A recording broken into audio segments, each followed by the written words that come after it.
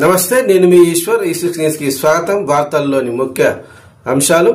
హైదరాబాద్ నగరంలోని బంజారాహిల్స్ లో ఏఐజీ ఆసుపత్రిని ముఖ్యమంత్రి రేవంత్ రెడ్డి ప్రారంభించారు. ఈ సందర్భంగా సీఎం మాట్లాడుతూ నగర ప్రజలకు రెండో అతిపెద్ద హాస్పిటల్ను అందుబాటులోకి తీసుకొచ్చినందుకు డాక్టర్ నాగేశ్వర్ రెడ్డికి అభినందనలు తెలిపారు. ఆయన సేవలను గుర్తించి కేంద్ర ప్రభుత్వం పద్మవిభూషణ్ ఇచ్చిందని తెలిపారు. గోషామాల్లో నూతన ఉస్మానియా ఆసుపత్రిని నిర్మించబోతున్నామని అన్నారు. ఈ నిర్మాణంలో ఉన్న వివిధ ఆసుపత్రుల పూర్తి అయితే మొత్తం 7,000 పడకలు అందుబాటులోకి వస్తాయని తెలిపారు. కార్పొరేట్ ఆసుపత్రులతో పోటీపడి ప్రభుత్వ ఆసుపత్రులలో వైద్యం అందిస్తామని తెలిపారు. వైద్య రంగం అభివృద్ధికి 11,500 కోట్లు కేటాయించామని, అదేవిధంగా రూపాయలు 21,500 కోట్లు విద్యారంగం అభివృద్ధికి కేటాయించామని తెలిపారు.